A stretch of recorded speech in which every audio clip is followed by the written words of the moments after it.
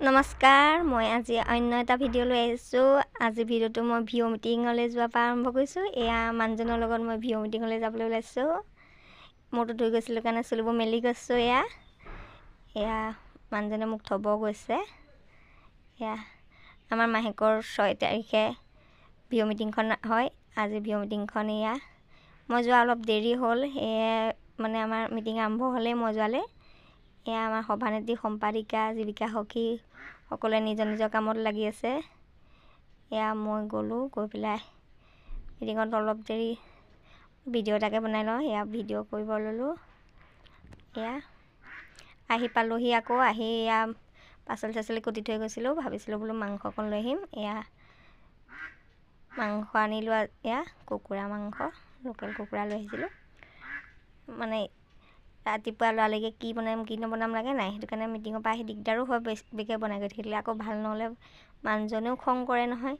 সেইটো কাৰণে ভাবিলোঁ মাংস অকণকৈ লৈ যাওঁ। এয়া আহি পেলাই মাংস বনালোঁ। একেবাৰে কম তেলত মাংস বনাইছোঁ আজি।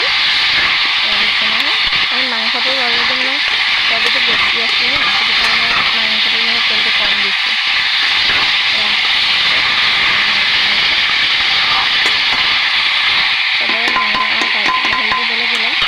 মই পিছে এনেকৈ বনাইছোঁ কাৰণ আমাৰ ল'ৰাটোৱে খাব যে। এয়া মাংসৰ জোল কৰিছোঁ, মানে দালি চালি নবনাওঁ এতিয়া লৰালৰিকৈ খাবৰ কাৰণে। সেইকাৰণে মাংস জুলীয়া কৰি দিছোঁ আৰু বনালোঁ। আৰু এনেকৈতো সুদা মাংস জুলে দিলে আকৌ খঙো কৰিব নহয়। সেইটো কাৰণে ভাবিলোঁ ভাজি এটাও বনাই ল'ম। সেইটো কাৰণে মই ভাজি পাচলিও কাটি ল'লোঁ। সেয়া মাংস হ'ব সময় হৈছে। এয়া মই সৰু আলুগুটি আৰু ফ্ৰেঞ্চবিনৰ ভাজি বনাইছোঁ। এয়া আকৌ ভাজি নহ'লে ভাত খাই বৰ অশান্তি পায়। সেইটো কাৰণে সৰু আলুগুটি আৰু ফ্ৰেঞ্চবিনৰ ভাজি বনাইছোঁ। দুপৰীয়া সাজ বোলো মাংস আৰু ভাজি এনেকৈয়ে খুৱাম বুলি ভাবিছোঁ। আকৌ ক'ব নহয়, সেইকাৰণে ভাজিটো লগত ৰাখিছোঁ আৰু আপোনালোকে বাৰু দুপৰীয়া ভাত খালেনে?